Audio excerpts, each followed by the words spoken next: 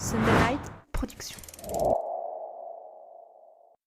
Dans cet épisode, on parle de mimosa, de mettre de soi dans sa photo, de parler de son travail, d'être concis et de patience, d'obtenir le Graal, de la réflexion derrière une photo, d'endurance physique et mentale, de tourner autour de son sujet, d'anticiper, de se relire et d'en tirer des leçons, de Colombo, de ne pas se faire jeter dans la piscine, de garder l'œil gauche ouvert, de laisser plein de portes ouvertes, d'enchaîner les workshops, de réfléchir sur soi-même, mais surtout, on va parler de la différence entre Paul W.S. Anderson et Wes Anderson.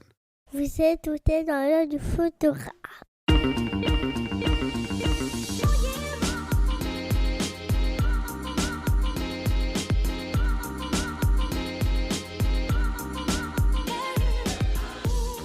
Bienvenue dans ce podcast par un photographe sur une photographe pour les photographes. Je suis Julien Pasternak et aujourd'hui, je vous emmène dans l'œil d'Annie Gozard.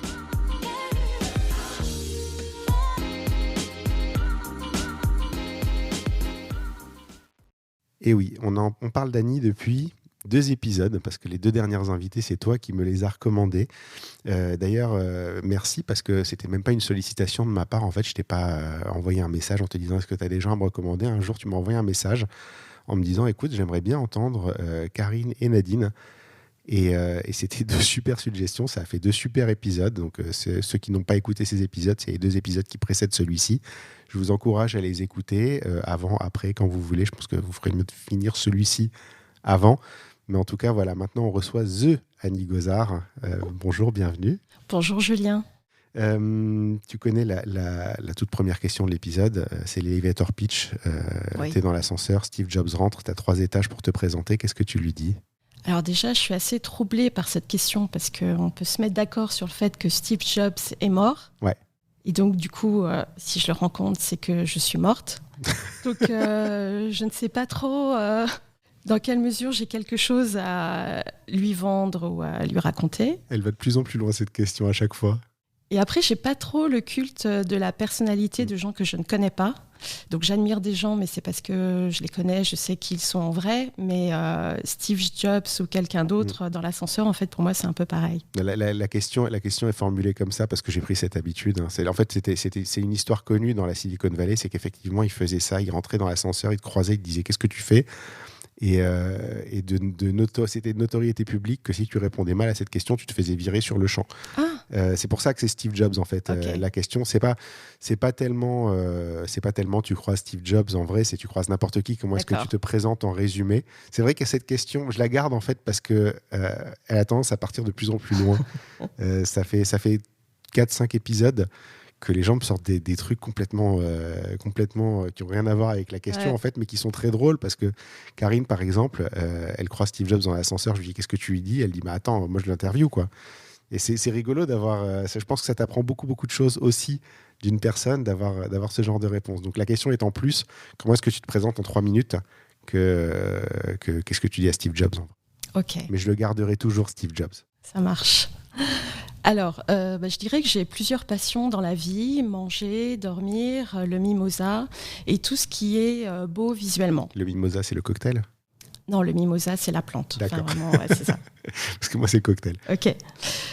Donc, j'ai choisi un métier en lien avec les trucs beaux visuellement. Donc, aujourd'hui, je suis photographe, mais peut-être que demain, je serai graphiste, céramiste, aquarelliste ou dessinatrice de papier peint. C'est bien, c'est un bon résumé de ta personne.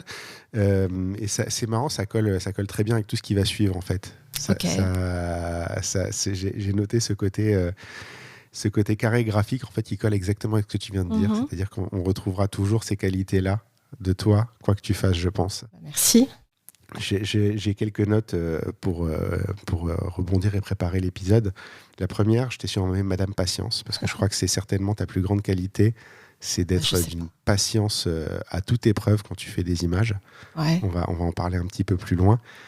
La deuxième, c'est que tu es très multispécialité en termes de photographie. D'ailleurs, c'est marrant que tu aies commencé en disant je peux être tout autre chose demain en rapport avec l'image. En fait, en photo, même si on te connaît pour le mariage, c'est très dur de te cantonner à une seule spécialité parce que finalement, tu fais beaucoup de choses. Tu vas faire des séries photos. Alors, je l'avais noté dans la catégorie photo-reportage, mais c'est pas tout à fait ça. C'est plus des séries photos où tu vas essayer de raconter des histoires au long cours, en fait. C'est ça. Tu fais de la photo de famille, tu fais de la street. D'ailleurs, c'est une des choses les plus difficiles à trouver de toi, la street. Ouais, je le mets pas assez en avant. Un peu sur un compte Instagram, mais qui n'est pas accessible facilement. Je crois qu'il faut que tu acceptes les abonnés.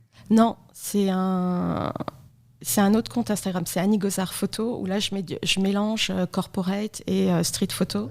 J'ai un autre compte, effectivement, privé, mais là où je vais plutôt mettre maintenant mes dessins, mes aquarelles. Donc je l'ai fermé parce que mes dessins sont beaucoup moins beaux que mes photos, je crois. Donc, plutôt joli. Mais...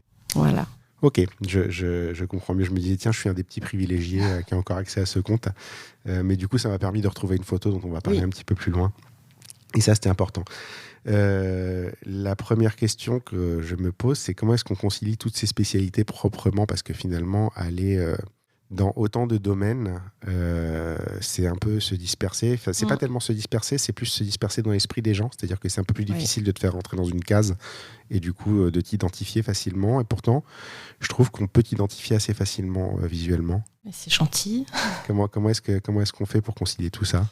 Alors effectivement, c'est un peu compliqué, surtout en termes de communication, effectivement.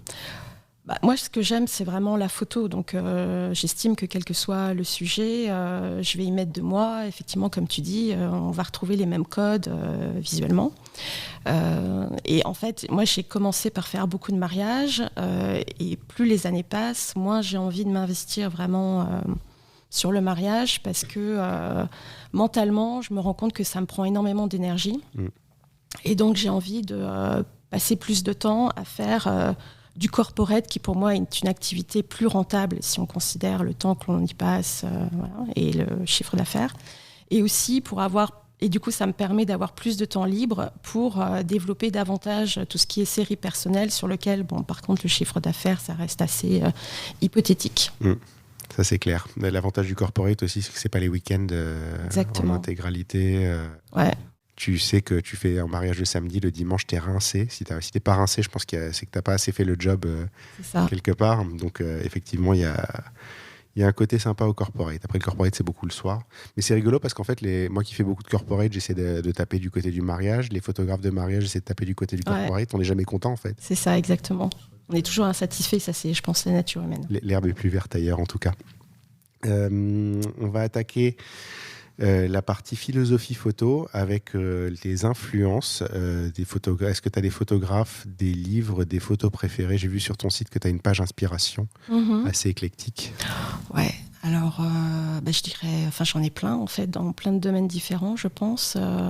J'aime beaucoup Harry Gruyaert, je ne sais jamais trop comment on prononce. Gruyaert. Tu sais pourquoi je le sais ? Parce que j'ai déjà essayé de l'inviter. Ah oui. Il ne répond pas, mais... Mince. Du coup, j'ai appris à le dire justement pour pas faire d'erreur. Ok.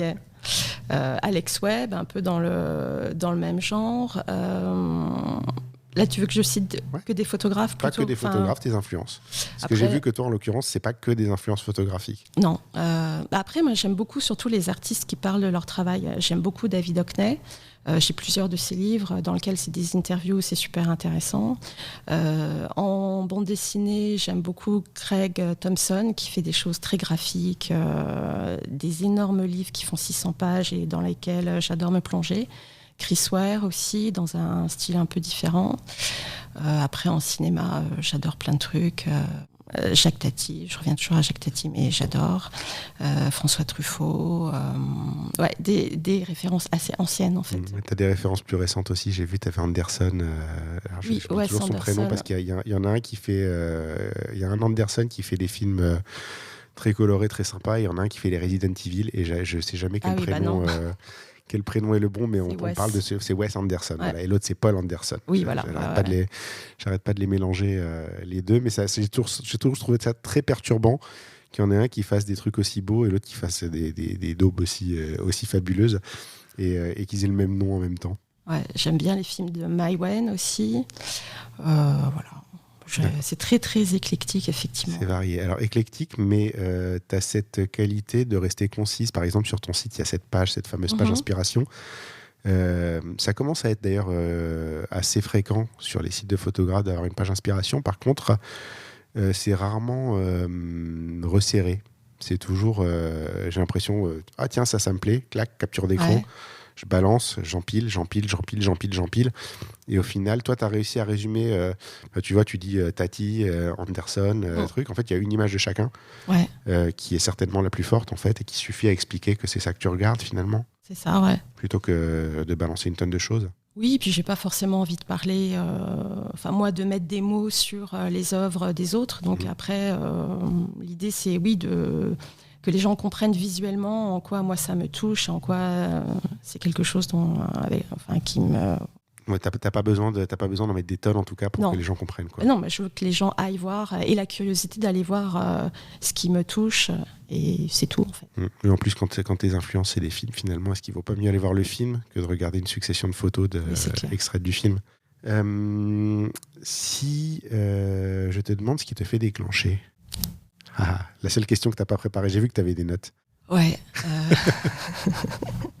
Ce qui me fait déclencher, je dirais que c'est quand je sens à l'intérieur de moi qu'il va se passer quelque chose qui va me plaire, quelque chose d'intéressant. Donc, c'est quand je m'en remets à un truc un peu viscéral, intuitif, on va dire, et que je sens que les choses vont être bien alignées et que je vais avoir, potentiellement, si je suis concentrée, je vais avoir une bonne photo. D'accord. Donc, c'est la concentration.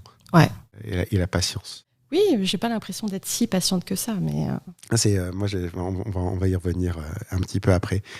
Alors justement, puisqu'on parlait de tes compositions, une des caractéristiques principales des photos que tu montres, je vais pas dire que c'est tout ce que tu fais, mais ce qu'on voit sur ton site, par exemple, et ce qu'on voit sur ton Instagram, c'est de faire des compositions relativement larges et pleines de détails. Donc ça va être... il va y avoir plusieurs plans différents dans la photo, il va y avoir plusieurs niveaux de lecture de la photo, tu peux avoir plusieurs sujets, il y a toujours un côté graphique très, très prononcé. Comment est-ce que tu fais pour aligner tout ça proprement ? Oui, je vais dire que je suis patiente. Disons que c'est le type d'image qui m'attire, en fait, qui me fascine. Quand j'ai découvert Alex Webb, waouh, ça m'a excité la rétine, on va dire, de pouvoir construire ce type d'image. Donc après, moi, c'est ce que je recherche. Je recherche pas forcément toujours ça. J'aime bien aussi quand c'est assez épuré, justement en graphique. Mais je trouve que ça prend du temps d'arriver à avoir une composition hyper structurée avec plusieurs plans. Et comme c'est un peu un Graal d'obtenir ça, j'essaye de favoriser les situations où je peux avoir ce type d'image. D'accord, donc tu vas aller les chercher réellement, quoi. Oui. On a toujours, je crois que c'est un des pires effets secondaires de l'instant décisif de Cartier-Bresson, parce que le livre s'appelle pas comme ça au départ, il s'appelle L'image à la sauvette, et en anglais ça a été traduit par The Decisive Moment, donc l'instant décisif, et je crois que tout le monde a compris de travers ça. C'est cette espèce d'impression qu'en fait t'arrives, la photo elle est devant toi, elle existe, et t'as juste à lever ton appareil et à la prendre. Et je sais plus dans quel livre c'était. Attends, je vais juste le prendre. Donc c'est un livre de Sam Abell. Ah oui, je l'ai. J'ai eu un mal de chien à le trouver. La vie présente rarement des photos totalement terminées. Ça commence toujours de façon imparfaite. La vie présente rarement des photos prêtes directement. Ça résume ? Ouais, tout à fait, c'est ça, exactement. J'avais oublié cette référence de livre. C'est la phrase la plus importante de tout le livre, je pense. C'est rigolo parce que ce livre, je le trouve joli, mais c'est loin d'être mon préféré. Mais les livres, en général, que j'aime moyennement, je les vends. Mais juste pour cette phrase, je garde ce livre, en fait. D'accord. Ça te parle, ça te dit... Oui, complètement. C'est toujours ce que j'essaye un peu d'expliquer aux photographes, c'est que... Enfin, ça n'existe pas, le génie immédiat comme ça. Enfin, toutes les photos que l'on voit et que l'on admire, il y a eu une réflexion derrière, il y a eu une envie d'obtenir cette photo-là. Et ça n'existe pas de faire de bonnes photos comme ça par hasard. Et même quand tu vois des gens... Alors, je ne sais pas si tu as vu Garry Winogrand, il y a des films de lui en action. Ah non, je n'ai pas vu ça. Il y a eu une expo il y a 7-8 ans au Jeu de Paume, et il y avait un petit film qui était projeté. Et tu vois Garry Winogrand qui fait ses photos. Et en fait, quand tu vois le film, la manière dont il va faire les photos, tu as l'impression qu'il arrive sous le nez des gens, il lève l'appareil, il prend une photo, il se casse. D'accord. Et c'est réglé. Ok. Et je pense que même dans ces conditions-là, en fait, on ne se rend pas compte à quel point ça fait 20 ans qu'il fait ça. Et sa photo, par ailleurs, c'est pas qu'il ne prend pas des décisions de cadrage, c'est que je pense qu'il est capable de les prendre beaucoup plus vite que les autres. Et qu'en fait, en réalité... La différence entre lui et quelqu'un qui est plus débutant, c'est peut-être que justement, toi, tu as besoin de plus de temps pour réfléchir à des choses qui, lui, fait d'instinct. C'est ça, il a l'expérience de ça, donc il peut se permettre d'être rapide. D'être un peu plus efficace. Il est toujours efficace, ouais. Et c'est assez impressionnant. Tu dirais que tu vas plus vite maintenant quand même ou pas ? Non, je suis pas sûre. Non. Toi, tu es une patiente quoi qu'il arrive, quoi. Je sais pas si je suis vraiment patiente. Ça m'arrive d'être patiente, mais sur un mariage, je cours quand même beaucoup. Même. Oui, non, mais de toute façon, tu peux pas faire autrement. Ouais. Mais c'est vrai que les quelques fois où je t'ai vu faire des photos, moi, j'ai été impressionné par le calme et la maîtrise, la maîtrise du corps, on va dire. C'est exactement ça. Pas être... Ouais. Après, je pense que c'est aussi lié à un petit côté feignasse de ma part. C'est-à-dire que... Voilà, on a le titre. Oui, c'est encore un bon titre, ça. Non, mais en fait, moi, ce qui m'inquiète toujours sur les mariages, c'est mon endurance physique. Alors qu'en fait, avec l'expérience, je me rends compte que c'est plus une question d'endurance mentale, peut-être. Et en fait, donc, je suis un peu inquiète de ça, sachant que je ne suis pas sportive, etc. Et donc, en fait, j'ai découvert qu'en étant immobile pendant 5-10 minutes, c'est toujours ça d'économiser, je me dis. Tu crois que c'est très altruiste, en fait, c'est juste pour économiser son énergie. Voilà, exactement. Donc, en fait, je pense que j'ai découvert ça un peu de cette manière-là et je me suis rendu compte que c'était bénéfique, en fait, que j'en tirais quelque chose et que...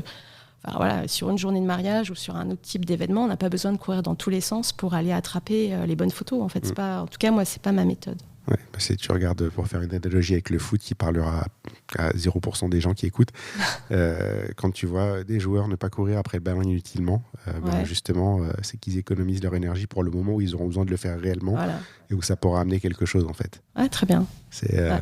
Ça résume bien ? Ouais, je me retrouve bien là-dedans. C'est pas mal. J'aurais pas pensé faire un pont avec le football, mais... Alors, puisqu'on parlait justement des photos très propres à plusieurs niveaux de lecture, à plusieurs plans, ces photos-là, tu les fais dans un environnement qui est en général extrêmement bordélique, qui est une journée de mariage ou une journée de photos de famille, où c'est pas un environnement calme et maîtrisé et où tu peux... organiser les choses comme tu as envie de les faire. Comment tu peux te retrouver dans une journée comme ça et quand même sortir des choses propres ? Je tourne autour du sujet pour trouver à quel endroit ce sera propre, en fait. D'accord. Donc ça, c'est une sorte de chorégraphie, on va dire, en fait, quand je suis face à une scène et que je vois le potentiel de la situation et ce qui peut être intéressant de photographier, parce que quand même, ce qui m'attire en premier lieu, c'est de photographier des moments, des choses qui se passent en vrai entre les gens ou à l'intérieur des gens. Et je cherche quel va être le meilleur placement pour moi pour justement essayer d'épurer que l'action, les personnages soient bien lisibles dans ma composition. D'accord, donc tu cherches le cadre et t'attends le moment. Ouais, c'est ça, je fais des squats, etc. Je fais des micro-ajustements de ma personne pour que ce soit... au mieux. Et je bouge aussi en fonction du déplacement des gens. J'anticipe beaucoup, en fait, de la manière dont les gens vont évoluer dans la pièce, dans une scène, et je me cale sur leur rythme. D'accord, donc tu apprends à lire un petit peu les mouvements, à lire le futur quelque part. C'est ça qui est très fatigant, effectivement. Oui, j'imagine que quand tu parles d'endurance mentale, c'est plus ça. Ouais. C'est sur une journée de reportage, effectivement... Quand tu prends la peine de réfléchir et de ne pas photographier sans réflexion, justement, ça, c'est une belle phrase. C'est effectivement, c'est épuisant mentalement de fonctionner comme ça. Oui, de se projeter dans la prochaine photo, en fait, de se projeter dans la prochaine scène, de ce qui va arriver. En fait, tu as une capacité de décision qui est très limitée. Je crois que les gens sous-estiment souvent ça. On a une capacité de prendre des décisions extrêmement limitées sur une journée. C'est pour ça que sur un dance floor, ça fait du bien aussi des fois, parce qu'on a moins besoin justement de se projeter à l'avance. C'est peut-être pour ça que le dance floor a lieu à la fin de la journée, pas au début. Je crois que c'est les photographes qui ont organisé ça au départ. On va reparler de la patience. Avec une anecdote qui était assez amusante. Donc, moi, j'ai fait cette formation 72 heures le workshop avec toi, Léa et Marine. Et à un moment de la formation, on part faire des exercices. Et c'est toi qui faisais les images du backstage. Ouais. Et à un moment, je me tourne, je te vois t'éloigner avec ton appareil photo, te positionner. Donc, on était sur une place dans le 5e arrondissement de Paris. Il y avait une fontaine au milieu de la place. Nous, on était dans un coin. Et toi, tu es allé te poster sur la fontaine. Et donc, je te vois partir, je te vois mettre l'appareil à tes yeux. Et je me tourne, je fais plus attention. Et 5 minutes après, je me retourne. Et tu n'avais pas bougé. Mais vraiment, tu étais une statue. Et c'était presque inconfortable de te voir pas bouger comme ça. Alors, j'imagine que tu as quand même un petit peu bougé entre-temps et que je m'en suis pas rendu compte. Encore que... Non, je pense pas. Mais je pense que ça faisait pas non plus 5 minutes. Enfin, alors, entre le temps ressenti et le temps réel, il y a souvent un écart. C'est pour ça. En vrai, je pensais 10 minutes, mais c'est pour ça que je dis 5 minutes maintenant. Que... Mais j'ai l'impression que c'était hyper long. En fait, en tout cas, moi, j'aurais pas pu tenir aussi longtemps. On va dire que c'était relativement long, dans le sens où si moi j'avais été dans cette position, j'aurais trouvé ça très inconfortable. Et toi, tu es resté infiniment plus longtemps que moi je serais resté. Donc déjà, qu'est-ce qui fait que tu fonctionnes comme ça ? Alors pour cet épisode-là, concrètement, en fait, donc dans la formation, quand on faisait nos formations à Paris, en fait, c'est toujours à cet endroit-là qu'on allait commencer les challenges. Donc en fait, et c'est toujours moi qui fais le backstage.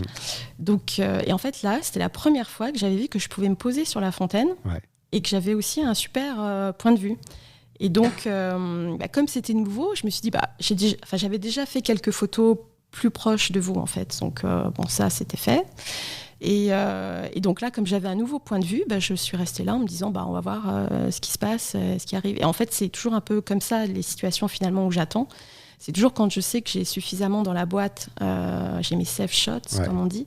Et donc après, je peux me faire plaisir, on va dire, en allant chercher un autre point de vue et en attendant qu'il se passe quelque chose. Parce que je sens qu'il peut se passer quelque chose de différent. D'accord. Alors c'est amusant parce que moi, ça me fait penser à un truc qui m'arrive de temps en temps. C'est ce côté où tu fais une photo quelque part, tu rentres chez toi, tu la mets dans l'ordinateur, tu commences à la travailler et tu te dis que tu aurais pu faire différemment. Et tu y retournes et tu la refais différemment. Est-ce que toi, tu fais ça sur le champ du coup ? Oui, parce que je trouve ça très frustrant d'avoir cette sensation enfin, ça m'arrive encore des fois sur un mariage de me dire mais en fait c'était pas là que tu étais bien placé en fait en analysant différemment la scène. Je me rends compte que j'avais pas forcément eu le bon point de vue. Donc c'est hyper frustrant et sur un certain type d'événement, tu sais que tu vas pas pouvoir la refaire. Donc je préfère toujours tourner autour du sujet, épuiser les possibilités de mes placements. Ça explique bien. Mais tu vois, tu en parles et moi je me vois en fait dans certaines situations où tu te dis mais j'aurais peut-être pu prendre 3 minutes de plus et la refaire. Et du coup, la fois d'après, tu fais pas la même bêtise. Mais t'apprends de ça. Toi, en fait, j'ai l'impression que tu le fais sur place en fait. T'as pas cet intermédiaire de te poser à l'ordinateur devant ton écran, de réaliser que tu as fait cette erreur-là, ou peut-être tu l'as faite beaucoup plus tôt dans ta carrière et que maintenant tu ne la fais plus. Oui, c'est ça. Disons que j'analyse beaucoup mon travail une fois que je l'ai fait et c'est vrai que j'essaye d'éviter de reproduire tout le temps les mêmes erreurs. Donc, je pense que ça joue en fait. C'est l'expérience et le fait d'être en auto-analyse, on va dire, de mon travail. Et donc d'avancer et pas c'est extrêmement agaçant de faire tout le temps les mêmes erreurs. Donc il faut regarder son travail, ce qui est parfois on oublie de faire. Moi j'en connais, j'ai été comme ça aussi à une époque. D'accord. Tu continues à analyser ce que tu fais. Toujours, oui. Alors tu vois, toi qui vas vers le corporate, moi je faisais avant le Covid en tout cas, je faisais 85 événements par an. Donc je peux te dire que quand tu photographies, traites, rends 85 événements par an, t'as pas toujours le temps d'y retourner pour voir. C'est un petit peu, je pense, ce qui m'a retenu en termes de développement artistique pendant toutes ces années, c'est ça. Ouais, alors moi, j'en fais pas autant. Et c'est vrai que, justement, moi, je suis assez mal à l'aise quand j'enchaîne les prestations, j'enchaîne les mariages, parce que justement, j'ai pas ce temps de recul. Et je sais pas ce que je fais, en fait. Si j'ai pas le temps d'analyser un mariage avant d'aller au suivant, en fait, je sais pas où je vais. D'accord, donc toi, tu les empiles pas en te disant je traiterai en fin de saison, tu les fais au fur et à mesure. Ouais, je les fais. Bah oui, au fur et à mesure. Ouais. Après, c'est des approches différentes. Il y en a, je connais qui fonctionnent aussi comme ça. Ils empilent, et après, ils font tout d'un bloc. Ah ouais, non, Tu peux pas. Ça, non. Tu traites rapidement ou pas? J'essaye de traiter avant le prochain mariage. Parce que sinon ça me stresse d'avoir plein de photos non traitées quelque part sur un ordinateur, avec des sauvegardes, tout ça, mais ouais, ça me stresse. Ce qui me stresse vraiment sur les mariages, c'est le côté technique, matériel, sauvegarde, tout ça. Donc en fait, dès que c'est traité, que c'est livré sur une galerie, pas forcément encore livré au client, mais en tout cas, il faut que ce soit... que les photos soient déjà traitées et quelque part en sauvegarde. Que tu aies fait un tour des photos aussi, parce que des fois tu te rends compte qu'il y a un petit bout d'une carte mémoire qui n'a pas été importée. Oui, non, ça c'est un stress. Ça, si tu t'en rends compte 6 mois après, une fois que tu as effacé 4 fois tes cartes mémoire. Oui, c'est aussi pour ce stress-là. Enfin voilà, il y a tellement de paramètres à prendre en compte que je préfère avancer au mieux, quitte à revenir après sur les images. Pour les livrer aux clients, de refaire un tour sur les photos. Ouais, mais que tu as déjà regardé, en fait, que tu as déjà trié, que tu as déjà avancé, que tu as pu contrôler que le travail était fait. D'avoir été jusqu'au bout du truc. Ouais. C'est marrant, on a la même angoisse. Moi, c'est le seul truc qui m'inquiète, c'est ça. J'ai pas peur de rater un moment, j'ai pas peur de truc. J'ai peur d'avoir une merde technique ou d'avoir un petit truc qui colle pas. Enfin, ça m'est déjà arrivé, je m'en suis rendu compte, mais d'avoir un petit bout d'une carte mémoire, pour quelle raison, tu sais pas, qui n'a pas été enregistré, ou des fois tu as simplement oublié une carte mémoire dans la pochette et tu l'as pas téléchargée tout de suite. Et en fait, quand tu vas dans les photos et que tu te dis mais c'est marrant, j'étais censé avoir une photo à ce moment-là et tu la trouves pas, au moins tu peux y retourner, quoi. C'est ça. C'est le grand moment d'angoisse. Je crois que c'est le pire truc, vraiment. Toujours sur la patience, justement, toi tu es très attaché au storytelling. On l'a dit, sur une journée de mariage, sur une journée en famille, t'as pas toujours le temps de te poser, de réfléchir. Est-ce que toi, justement, cette patience, le fait de prendre le temps de faire les choses, le fait de tourner autour du sujet, ça te permet de réfléchir au the big picture, tu sais, l'histoire de la journée d'une manière générale, ce qu'on peut facilement oublier dans un mariage en étant simplement dans l'action, en fait? Non, alors ça, j'y pense pas du tout au moment de la prise de vue. Au moment de la prise de vue, je suis vraiment dans l'instant présent, à essayer de ne rien rater d'important, d'être hyper concentrée sur ma prise de vue aussi, sur les trucs techniques, etc. en prise de vue. Donc non, le storytelling, j'y pense une fois que j'ai édité mes images. Mais je suis vraiment en prise de vue, je suis vraiment là pour collecter un maximum de choses et pour justement avoir du choix et construire quelque chose de beau. D'accord, mais le storytelling, c'est pas que les images de ce qui se passe, c'est aussi les images de tout ce qui est autour. Et ça, il faut y penser sur le coup. Ouais, mais ça, j'y pense. Ouais.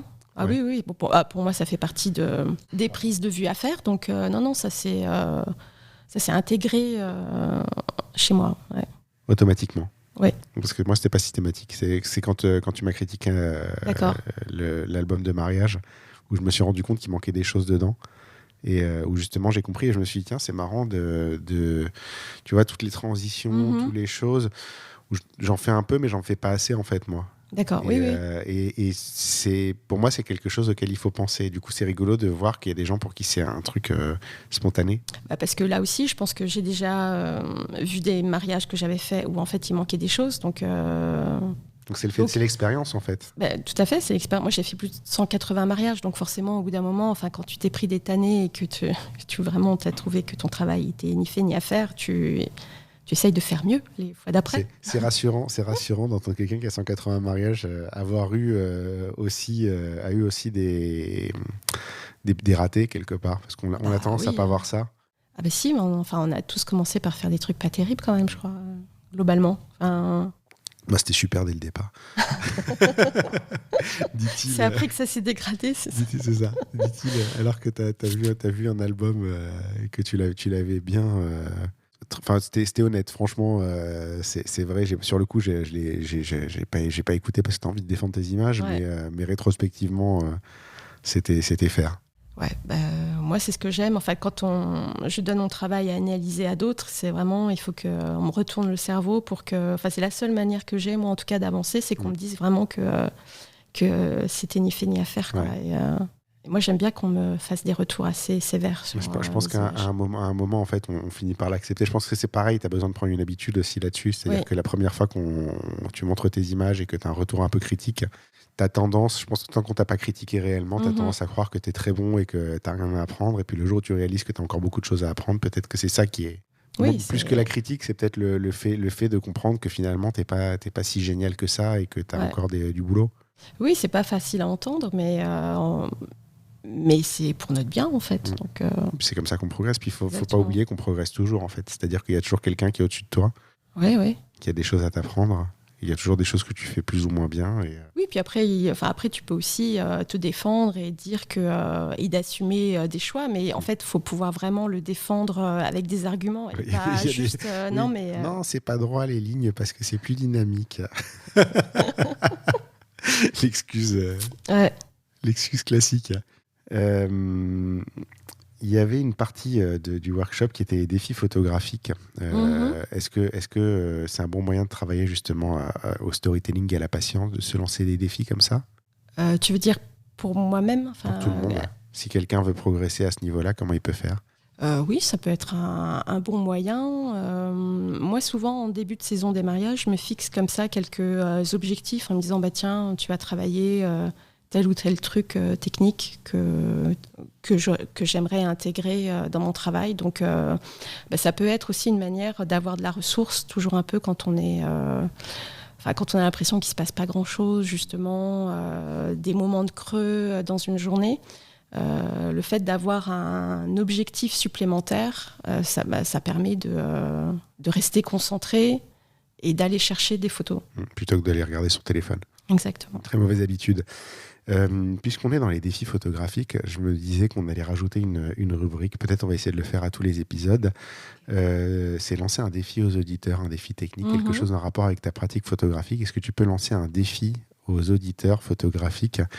Et on va lancer un hashtag qui sera certainement défi des LODP pour le publier sur Instagram, et puis on fera un petit article après coup pour voir ce que les gens ont compris de ton épisode. Ok, peut-être alors jouer sur le côté patience, justement, on en a déjà beaucoup parlé. Ce serait d'épuiser une scène, pas d'épuiser une scène, mais plutôt de rester pied immobile et juste en faisant des micro-ajustements de son corps, on va dire 5 minutes, et de voir et de choisir la meilleure photo pendant ces 5 minutes. D'accord. C'est une scène. On va mettre ça dans l'article, je mettrai le détail dans l'article. Okay. Et le hashtag sera défi DLODP, et on trouvera un moyen de faire un retour via un article aux auditeurs pour voir qui a le plus réussi. Ok. Je voudrais qu'on parle d'une chose qui m'avait fait beaucoup rire dans le workshop, que tu as déjà abordé publiquement, donc je sais qu'on peut en parler. C'est le théorème de Colombo. Oui. Est-ce que tu peux nous expliquer ce que c'est ? Alors, je n'irais pas jusqu'à dire que c'est un théorème. J'ai appelé ça le théorème de Colombo parce que je ne me rappelle plus exactement comment tu l'avais introduit, mais je trouve que ça... Alors, je disais que Colombo, c'était moi, en fait, dans la photo de mariage. En fait, parce que donc, j'ai découvert la série Colombo lors du confinement. Et j'ai eu un flash sur l'un des épisodes où en fait je me suis rendu compte qu'il y avait plein de parallèles avec comment moi je fais des photos, dans le sens où ça arrive que des invités me disent mais en fait c'est bizarre comment vous êtes, ce que vous faites. J'ai hâte de voir vos images parce qu'en fait je comprends pas par rapport à ma position, par rapport à l'endroit où je suis placée, ça a l'air un peu étrange. Et quand les gens voient ensuite mes images, ils me disent « Ah bah oui, bien sûr, bravo ». Donc, et Colombo, il a ce truc-là de poser des questions parfois un peu stupides ou d'avoir un comportement un peu étrange. Et au final, c'est toujours lui qui gagne à la fin. D'accord. Voilà. Donc ça, c'est une manière de résumer ta façon de bosser, c'est qu'on ne comprend pas toujours ce que tu fais sur le coup, mais à la fin, il y a un sens et il y a une vraie logique et un résultat. Et il y a un côté surprise à la fin de découvrir les images et ce que ça a donné... Voilà. C'est vrai que oui, c'est vrai. Quand tu es photographe et qu'on te voit te positionner, on arrive à avoir une idée de ce que tu vas chercher à voir. Mais pour un non-photographe, c'est peut-être un peu surprenant, effectivement, de te voir pas bouger pendant un temps et de pas comprendre pourquoi tu fais ça, en fait. Oui, ou d'être justement en situation de squat ou un peu courbé ou par terre, etc. En fait, c'est pas les positions que prennent les invités en fait quand ils font des photos. Donc ils se disent mais en fait c'est bizarre. Ou d'être très éloigné ou au contraire très proche. En fait, c'est dans le rapport à la distance au sujet ou au placement ou à la position. Généralement, c'est pas celle que prennent les invités. C'est marrant parce qu'en fait, moi, je trouve que c'est extrêmement logique de pas prendre les photos que peuvent prendre les invités. Oui, c'est rassurant quand même. Non, mais je veux dire, c'est au-delà d'être rassurant. Je veux dire, si c'est pour faire exactement la même photo que la maman elle va faire à côté de toi avec son smartphone, ça sert à rien d'engager un photographe. Oui, dans mon esprit, c'est-à-dire c'était une formation Fearless toujours avec Tyler justement. Où il disait, mais en fait, t'es pas là pour faire la même photo que la mamie, elle va faire avec son smartphone. Ah oui, c'est sûr. Si elle se met à peu près au même endroit que toi. Toi, tu dois être plus haut, plus bas, plus près, plus loin, plus ci, plus ça. Mais si c'est pour sortir exactement un album qu'un invité va faire avec son smartphone, tu sers à rien. Ouais, on n'a pas de valeur ajoutée dans ce cas-là. Après, c'est des remarques que j'ai de la part d'invités, justement, et pas des mariés. Les mariés, ils savent pourquoi ils m'engagent et ils me font totalement confiance sur la manière dont je vais obtenir les images qu'eux attendent. Mais les invités qui peuvent s'ennuyer sur une cérémonie religieuse ou un cocktail, eux, du coup, ils sont plus... ils peuvent me regarder, ils peuvent observer un peu les alentours et c'est là où on me capte et où ça paraît étrange. Voilà. Donc on te voit quand même un petit peu, même si tu es discrète, on te voit quand même un peu pendant le mariage. Mais... Alors la question justement, c'est comment est-ce qu'on se fait oublier ? La question suivante. On ne se fait pas oublier du coup. Comment on fait pour se faire oublier ? Moi, j'avais gardé l'idée de Colombo que justement personne ne le voyait arriver parce que justement il avait cet air un peu truc et que, du coup en fait personne faisait attention à lui. Après, je pense que justement je suis pas une photographe qui est un peu excitée, qui va dans tous les sens. Déjà, je m'habille de manière assez sobre et sombre, on va dire, pour passer assez inaperçue. Donc, je pense que ça passe aussi beaucoup par le langage du corps et le fait de me déplacer. Parfois, je me déplace vite, mais je veux dire, je pense que c'est pas mon atout majeur, on va dire. Je ne suis pas Franck Boutonnet de ce point de vue-là, en tout cas, parce que je l'ai déjà vu sur un mariage et il a une facilité de se déplacer très facilement, qui est assez impressionnante. Donc ça, c'est pas ma méthode. Et après, le fait d'être dans le recul et d'être hyper concentrée, je pense qu'en fait, ça... Je suis un peu dans ma bulle et je pense que les gens ne me captent pas parce qu'eux aussi, sur un mariage, mais comme tout autre événement, mais peut-être c'est plus fort sur un mariage, les gens vivent des émotions assez intenses, assez fortes.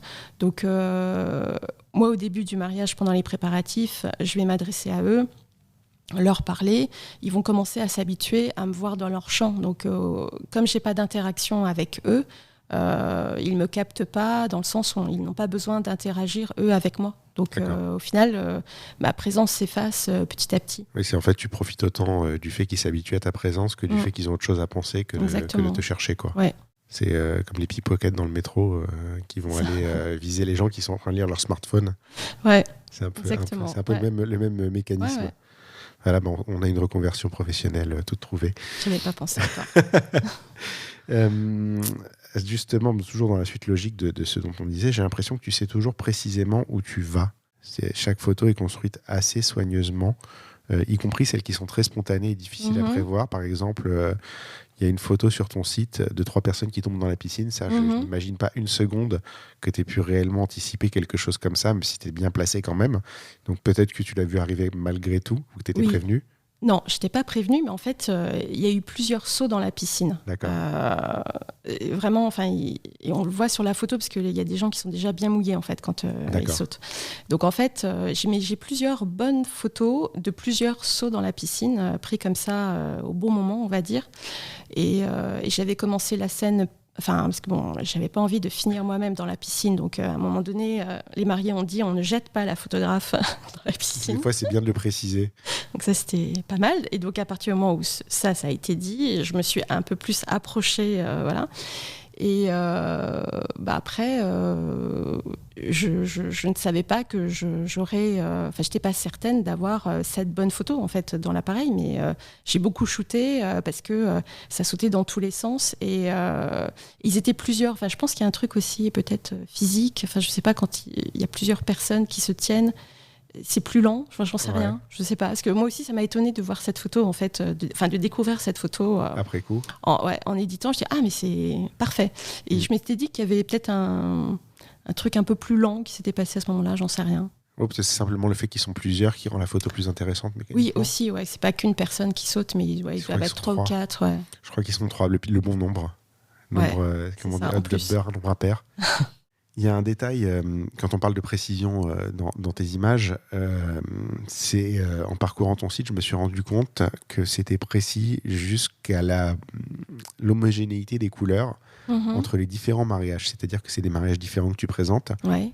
Et il n'y a pas de différence sensible entre ces mariages-là quand tu les présentes. Ça pourrait être le même, à part que c'est pas les mêmes personnes, mais ça pourrait être le même mariage, tout est à la même période. On dirait pas que c'est étalé sur plusieurs années.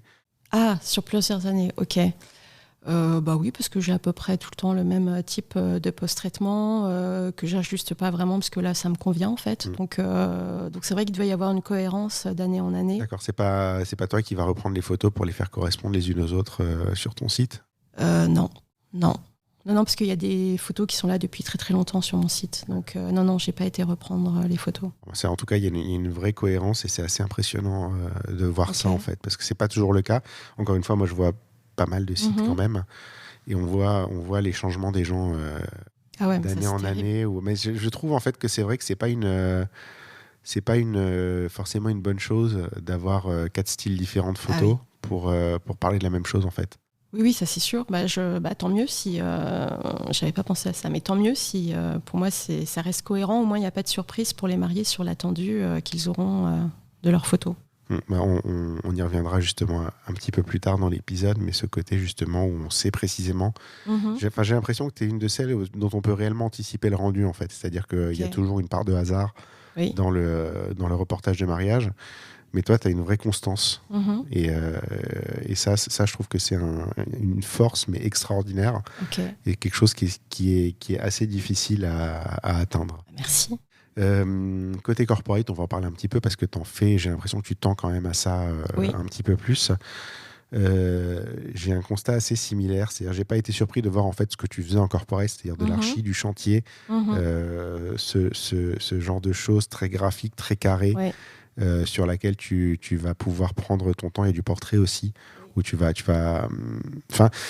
j'ai l'impression que tu pousses encore le truc un petit peu plus loin, dans le sens où là c'est en plus un environnement sur lequel tu as un contrôle et où tu as du temps. Un chantier, je veux dire, tu te places, tu as intérêt à pas trop te faire oublier quand même, parce que on n'est jamais on se retrouve souvent sur le chemin d'une poutre ou d'un truc comme ça, mais je veux dire, tu as été vers des choses quand même qui te correspondent, non ? Ah ouais, complètement. Le chantier, moi j'adore ça, parce que justement on a du temps. En fait, il n'y a pas un moment particulier à capter. Je vais plutôt aller chercher à capter une belle lumière, de belles couleurs.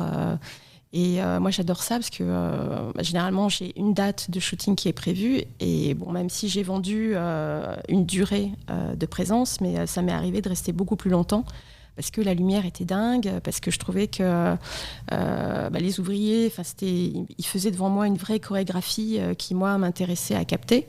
Et donc, dans ce cas-là, moi, je me fais plaisir pour rester plus longtemps et avoir peut-être des images encore meilleures. Le boulot bien fait. Ça marche toujours, le boulot bien fait. On parle toujours d'une image en particulier dans l'épisode. Cette image-là, te concernant, je l'ai préparée, cette question, il y a très très longtemps, parce que ça fait quand même un petit moment qu'on discute de te faire venir dans le podcast. Et c'est une image, je crois, que tu avais montrée justement pendant le workshop, qui est sur ton Instagram privé, entre guillemets, dont on parlait tout à l'heure, qui est une photo de street photographie. Qui, je trouve, te correspond bien, parce qu'elle résume un peu tout ce qu'on vient de dire là, c'est-à-dire que il y a plusieurs niveaux de lecture, il y a plusieurs sujets, Il y a certainement eu plusieurs photos qui ont été prises de cette même situation. En même temps, elle a l'air de se passer assez rapidement parce que je pense que si tu traînes un peu trop, elle s'évapore. Ouais. C'est 3 personnes avec leur smartphone qui prennent des photos. Un passant qui passe, qui a le mérite de masquer l'essentiel de ce qu'il y a à masquer dans la scène, en fait, et de faire en même temps une séparation et un lien entre les 3. Avec ton accord, on la mettra dans l'article qui accompagne. Bien sûr. Je voudrais bien que tu nous parles un petit peu de cette photo-là. Alors, je ne sais pas si tu as conscience qu'il y a 2 personnes sur la photo qui sont... En fait, c'est une photo. Oui. Voilà. En fait, c'était à Photoquai, où il y a c'est un festival, enfin une exposition en plein air de photos, mais qui n'existe plus, qui se trouvait en face du musée du Quai Branly, avec donc des énormes photos, enfin en grand format, je veux dire. Et donc, je suis assez... Enfin, à chaque fois, j'allais sur cette expo pour justement faire des photos avec des passants qui regardaient les images et pour pouvoir les intégrer dans la photo. Et en fait, effectivement, je n'ai pas fait beaucoup de photos de ce moment-là. J'ai juste vu le vieux monsieur qui prenait lui-même une photo. Donc, je me suis dit, ah tiens, c'est sympa. J'ai commencé, en fait, ça faisait, je pense, 2 minutes que j'étais sur place. Et j'ai vu, avec mon œil qui reste toujours ouvert quand je prends une photo, j'ai vu ce passant avec ses écouteurs dans les oreilles arriver vers nous. Et je me suis dit, ah, ce serait bien que lui, il rentre dans la scène. Et j'ai juste fait 3 photos en priant pour qu'il arrive au bon moment, enfin au bon endroit, ouais, c'est ça. Et j'ai ensuite regardé ce que j'avais fait comme image et il était extrêmement bien placé et je pense que j'ai fait des petits sauts de joie dans la rue quand j'étais... Voilà, j'étais super contente. C'est ma meilleure photo de tous les temps que j'ai jamais faite. C'est ce que tu as mis dans les commentaires, justement, mais effectivement, elle est extraordinaire. Tu viens de dire une chose sur laquelle j'aimerais bien qu'on développe un petit peu, c'est avec mon œil qui est resté ouvert à côté, parce que tout le monde ne fait pas ça. Oui. Comment... j'aimerais bien avoir un 3e œil de l'autre côté, en fait. Derrière la tête. Ouais, enfin, sur le côté. En fait, moi, je vise avec mon œil droit et je voudrais bien avoir un autre œil à côté de l'œil droit, enfin, à droite de l'œil droit pour justement... Un œil central pour prendre la photo et un œil à droite pour voir ce qui arrive à droite, un œil à gauche qui arrive oui, toujours à gauche. dans l'idée d'anticiper les déplacements des autres. Donc oui, c'est vrai que ça surprend toujours les gens quand ils me voient shooter avec l'œil ouvert, notamment sur les photos de groupe où je sens que les gens sont perturbés, ou en portrait où du coup les gens regardent l'œil ouvert et pas l'objectif. Du coup, tu photographies pas au rangefinder, tu as un réflexe ? Oui. Parce que le rangefinder, pour le coup, c'est vraiment le format idéal pour avoir un œil ouvert, un œil fermé. Là, c'est pas le cas. Non. D'accord. Alors du coup, t'es plus Colombo. Pourquoi ? Parce que Colombo, il est borgne. Ah oui. Si on attaque le côté plus business, plus financier de la photo, c'est quoi ta source de revenus principale aujourd'hui ? Ça reste le mariage, très nettement, oui. D'accord, avec l'objectif de pivoter un peu plus. De basculer un peu et que ce soit un rapport inversé par rapport au corpo.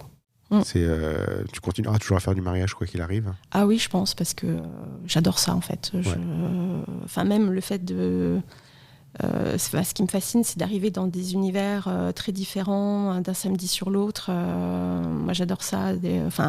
Ça me permet d'avoir accès à des gens ou à des lieux auxquels je n'aurais pas accès autrement. Enfin, le corpo, ça peut aussi être ça. Ouais. Mais j'aime bien ce mélange, en fait. Puis j'aime bien l'idée d'être sur un mariage un samedi et le lundi sur un chantier avec les bottes et le kawaii. Enfin, voilà. Donc, j'aime bien c'est pour ça que j'aime ce métier aussi de photographe, c'est que ça permet... d'accéder à des endroits très différents, d'être plongé dans des univers très différents et où moi je suis sûre de ne jamais m'ennuyer. C'est clair. Non mais le truc en fait qu'on oublie souvent en photographie, c'est que déjà c'est le sujet le plus important, c'est pas la photo. Oui. Et en fait on a tendance à dire à tout le monde, faut vous spécialiser dans un domaine. Alors faut faire soit du mariage, soit du corpo, soit du truc. Et dans le corpo, c'est faut faire de la mode, de la food, de l'événementiel, des machins. Faut surtout pas sortir dans son truc. En fait, je crois que la richesse de la photo, c'est justement de pouvoir faire des milliards de choses sans... On n'est plus dans les années 60 où en fait une technique photo, c'était difficile d'apprendre une technique. Aujourd'hui, tu as accès à tout ça hyper facilement en fait. Donc tu peux varier. Et je pense que la variété dans notre métier aujourd'hui, c'est pas la même chose qu'il y a 20 ans où tu pouvais pas te permettre de faire et de la mode et de l'événementiel. Aujourd'hui, tu peux tout faire parce que tu peux te former à tout en fait facilement. Et l'un enrichit l'autre. D'ailleurs, tout le podcast est basé là-dessus. C'est que tu prends quelqu'un d'un domaine qui n'a rien à voir avec le tien, tu transposes ce qu'il t'a dit dans ton domaine et tu trouves un nouveau truc, quoi. Ouais. Je crois que c'est un peu la nouvelle façon de voir. Donc peut-être qu'on peut se permettre d'être un peu plus ouvert sur les autres spécialités aujourd'hui. Ouais. Après, je fais pas tout. Tu vois, je fais pas de photos de studio. Pas encore. Pas encore. Oui, non, mais tout à fait, pas encore. Peut-être que dans 5 ans, j'aurai un studio et que je ferai que ça. Enfin, tu vois, je sais pas du tout. Je vais là où je me sens portée, en fait. Donc, je laisse plein de portes ouvertes et puis on verra bien ce dans quoi je m'amuse le plus. Ça peut venir, ça peut être totalement autre chose demain. L'aquarelle. Complètement. Exactement. Par exemple. Je suis pas sûre d'en vivre. Bon, Il faut essayer. Ouais. Dans ta communication, j'ai remarqué une chose, c'est qu'on retrouve toujours le même groupe très resserré d'images. C'est-à-dire que c'est à peu près toutes les photos que je vois de toi en fait quand tu communiques. Ouais. Je peux les remonter vers toi assez facilement, pas uniquement par la question du style, mais par le fait que je les connais maintenant. Est-ce que ça donne plus de force de resserrer un petit peu sa com sur quelques images que d'avoir une énorme variété? Par exemple, aujourd'hui, à l'ère d'Instagram, il faut sortir une nouvelle photo tous les 2 jours, neuve, ultra récente et de la nouveauté tout le temps. Est-ce que le fait justement d'avoir quelque chose d'assez identifiable, finalement, c'est pas mieux? Sûrement. Et c'est aussi parce que si je communique, c'est d'abord pour trouver des clients. C'est pas à l'adresse des photographes. Et donc, mes clients de mariage, par exemple, de 2023, ils connaissent pas, en fait, mes anciennes images. Donc pour eux, c'est toujours du nouveau. Donc, pour eux, c'est toujours du nouveau. Mes nouveaux abonnés, en fait, ce que je leur propose aujourd'hui, même si ce sont des images qui datent de 5 ans, à partir du moment où j'estime que l'image, justement, est assez intemporelle et qu'elle correspond toujours à ce que moi, je veux mettre dans mes images, il n'y a pas de raison que je ne la rediffuse pas pour la 15 millième fois. Mais c'est intéressant ce que tu viens de dire parce qu'on confond parfois les cibles. Oui, alors ça, pour moi, c'est très clair. Comme la plupart d'entre nous, on a essentiellement des photographes en contact réseaux sociaux, on a l'impression qu'il faut alimenter ça. Ouais, et en fait, non, c'est pas... En fait, c'est une erreur. Je ne m'adresse pas aux photographes, même si je fais aussi de la formation, mais en tout cas, je m'adresse... C'est pas pour eux que je passe du temps sur Instagram... sur mon compte mariage. Mais de toute façon, c'est la bonne manière de faire. Enfin, faut d'abord trouver du travail en mariage avant de prétendre les gens. Parce que ça, c'est la grande mode en ce moment. C'est tu as 6 mois d'expérience dans le mariage et tu lances une formation pour apprendre aux autres photographes à vivre du mariage, alors que toi-même, t'en vis pas. Je veux dire, ça devrait être un prérequis d'avoir une petite centaine de mariages à sa ceinture et d'avoir prouvé qu'on est capable d'en vivre. Oui, d'avoir aussi l'expérience pour pouvoir avoir des choses à transmettre. C'est pas... Oui, non, mais ça c'est évident, mais je veux dire c'est pas évident pour tout le monde, j'ai l'impression. D'accord. T'as des gens qui apprennent un workshop. Enfin, j'ai déjà vu des gens qui sortaient du workshop et qui lançaient leur workshop derrière. Ah ouais, ok. Juste dans la foulée, en reprenant bêtement le contenu, sans l'avoir compris, sans l'avoir intégré, sans l'avoir digéré. Tu vois, c'est rigolo. On va reparler de 72 heures tout à l'heure. Moi, je l'ai fait ce workshop. Ça m'a pris, je l'ai fait, c'était en avril dernier, donc juin, je crois. Enfin, oui, c'était prévu en avril, mais c'était en juin, donc ça fait plus de 6 mois. Et je suis encore en train de gratter la surface, de gratter la surface, peut-être pas à ce point, mais je suis encore en train de redécouvrir des choses à chaque fois que je rouvre le cahier et que je me replonge dedans. Donc quelque part, c'est que tu as quand même besoin de temps pour intégrer tout ça. Ah oui, ça c'est sûr. Tu as un temps de digestion qui est plus ou moins long selon les personnes. Mais c'est vrai que... Moi, je vois des gens qui enchaînent les workshops. Et ça, je comprends pas comment ils font pour digérer et ensuite appliquer ce qu'ils ont appris. Pour moi, c'est... De toute façon, à mon avis, un workshop par an, tu as déjà de quoi bouffer pour 1 an. Bah oui, si le workshop il est bon, normalement, tu as de quoi faire pendant 1 an avant de t'en enquiller un autre. C'est clair. Quitte à ce que ça te rappelle d'autres choses, mais bon, en tout cas, voilà. Oui. On va y revenir après, on va finir la question qui était en cours. Je me suis noté en fait que tu as une grande clarté sur qui tu es. Tu sais précisément qui tu es en tant que photographe, en tout cas sur la partie mariage. Sur le reste, je ne sais pas encore parce que c'est peut-être un peu moins... tu as peut-être un petit peu moins de recul, mais sur la partie mariage, on sait exactement qui tu es, ce que tu vas proposer. Tu es une de celles dont je pense qu'on peut avoir une idée relativement précise de à quoi s'attendre, alors que il y a plein de photographes qui sont des surprises. C'est-à-dire un jour, ils sont un peu mieux, un jour, ils sont un peu moins bien, un jour, les circonstances les ballottent un peu et du coup, il s'adapte à ça. Moi, je sais que j'ai un petit peu ce biais où, en fonction du mariage, je vais pas forcément avoir le même résultat, entre guillemets, mais je vais me laisser un peu balloter par les événements. D'accord. Toi, tu as cette force d'aller chercher quand même des choses qui te parlent. Oui. Comment tu peux... Je reviens encore au truc de l'expérience, mais enfin, je pense que c'est assez... Et puis de l'auto-analyse de soi-même et de son travail. Et je pense que cette constance, je la cherche de toute façon tout le temps. Enfin, parce que justement, je pense avoir été aussi confrontée à des... En regardant d'autres sites de photographes ou en suivant l'évolution d'autres photographes, où ça me mettait mal à l'aise de ne pas comprendre effectivement leur cheminement, parce que c'est pas toujours pareil. Donc moi j'aime bien quand je suis stable, en fait. C'est comme mes prises de vue qui sont assez frontales, assez droites, etc. Mais c'est un peu la même chose. Donc moi j'aime bien être aussi très claire vis-à-vis des prospects sur ce que je vais leur livrer, et d'avoir une cohérence dans tous les domaines, sur tous les plans, on va dire. T'es hyper stable. T'es hyper stable, en fait, dans tout ce que tu fais. Enfin, je pense que de toute façon, tout l'épisode a déroulé vers ça. Mais il y a vraiment ce côté tu sais où tu vas, et tu es toujours dans la même veine. Et ça évolue par petits à-coups, en fait. Ça évolue pas, t'as pas des évolutions violentes dans ton même quand tu changes de domaine, on s'y retrouve. Je suis toujours la même personne, quel que soit le domaine.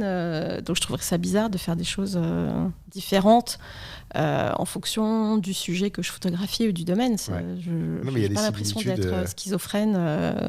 Il y a des similitudes énormes dans ton approche du chantier, dans ton approche du truc, par rapport à ton approche du mariage, où effectivement on va retrouver, par rapport à ton approche de la street, on va retrouver ce côté justement plusieurs couches, plusieurs lectures, même sur une photo de chantier. Enfin, je veux dire, faut le faire. Une photo de chantier, tu as l'impression que tu photographies un bâtiment vide. Et en fait, quand tu regardes, il y a des photos, c'est des jeux de lumière, il y a des photos, c'est des jeux d'ombre, il y a des photos, tu as plusieurs ouvriers, c'est une espèce de ballet orchestré qui tombe pile au même moment. Ouais. C'est en ça que je dis que tu es très constante, en fait. On retrouve... c'est les photos que moi, j'apprécie de regarder chez les autres. Donc, c'est ce que j'ai envie de reproduire, et je ne suis toujours pas lassée de ce type de visuel. Donc, je continue dans ce sens-là, en essayant toujours d'améliorer et d'aller chercher une photo qui n'est encore pas faite, mais qui sera encore meilleure que celle que j'ai déjà faite. D'accord, donc tu évolues par petites touches, mais petit à petit... c'est ça. On arrive à encore un peu plus parfait, quoi. J'espère. Même si la perfection n'existe pas, mais on en est sacrément proche. On a commencé à en parler de la formation avec Léa et Marine, 72 heures le workshop. Je crois que vous venez de boucler une édition à Aix. À Aix-en-Provence. Ça va se faire tout le temps à Aix maintenant, en province ? On ne sait pas, il faut qu'on voit avec les propriétaires de l'appartement dans lesquels on les a faites, mais on a beaucoup aimé le soleil, la lumière qu'il y a à Aix, qui est assez différente de celle de Paris. Par opposition aux trompes de pluie qu'on s'est pris dans la tête quand nous on a fait le workshop à Paris. Ça, c'était exceptionnel, c'était la seule édition que l'on a faite sous la pluie à Paris, même quand on les a faites hors saison. Mais quand il y a eu de la pluie, il y a eu de la pluie, quoi. Ça n'a pas fait semblant, effectivement. Oliver s'en souvient, je pense. Moi aussi, mon appareil aussi s'en est souvenu pendant un moment. Mais non, ça a été... En même temps, c'était rigolo. Enfin, je veux dire, on en a ri après, on en rigole encore aujourd'hui, mais c'est assez amusant. On parlait justement de prendre le temps de digérer le workshop. Je vais raconter juste cette petite anecdote. Faut savoir que moi, je me suis inscrit au workshop, il devait avoir lieu en avril. Donc quand je me suis inscrit, c'était quelques mois avant, je me suis dit, voilà, j'ai du temps, j'ai un peu de budget à consacrer à la formation, je vais faire une formation. Donc je me suis inscrit à cette formation-là en me disant, super, voilà, ça va me faire ma formation cette année. Le workshop a été repoussé parce qu'on est re-rentré juste avant. Enfin, c'est comme d'habitude, 2 jours avant, ils annoncent des nouvelles mesures. Moi, j'étais frustré parce que du coup, je m'attendais à une formation et à avoir quelque chose qui allait m'occuper, et puis j'avais rien. Donc, je me suis inscrit à Toumaniou en même temps. Et puis, du coup, le workshop, la date a été recalée après. C'est tombé en plein milieu de Toumaniou. Donc, Toumaniou, pour ceux qui ne le savent pas, c'est le grand workshop international très flashy des Toumanes. Effectivement, vous êtes vachement plus calme, posé, discrète presque par rapport à ça. Et donc moi je suis arrivé en plus en plein milieu de la partie technique de To My News, c'est-à-dire où tu apprends des trucs très très concrets sur les reflets, les flashs, la lumière, les contre-jours, les ombres, tous les machins que tu crois savoir, et jusqu'à ce qu'on commence à t'expliquer comment les faire correctement. Et tu te rends compte qu'en fait, quand tu les réussissais, c'était un vrai coup de bol, plus qu'une compétence technique. Et j'arrive dans 72 heures. Ouais. Et effectivement, là, on commence à parler de storytelling, on commence à parler de choses moins flashy. Et sur le coup, je suis sorti de là, j'avais pas tout compris. Et depuis, j'ai ressorti mes notes, je les ai ressorties il n'y a pas longtemps en plus pour préparer cette interview. Et je me suis rendu compte en fait que sur la durée, il y avait beaucoup plus de choses dans votre workshop que dans la partie dans laquelle j'étais, où j'avais l'impression d'avoir appris 1 milliard de choses à l'époque chez Touman et moins chez vous. Et finalement, rétrospectivement, non. Ah ouais, c'est gentil. Non, mais c'est rigolo, tu vois, on parlait de cet aspect où le temps fait son œuvre et justement peut-être pas enchaîner les formations. C'est vrai que il y a plein de formations cette année qui me tentaient, mais en fait, entre les restes de la vôtre et les restes de Touman de cette année, je me rends compte que je pris une tonne de formations et que j'ai encore pas tout digéré. Touman, c'était 14 semaines. Vous, c'était 72 heures. Vous êtes parti sur 4 jours. 4 jours.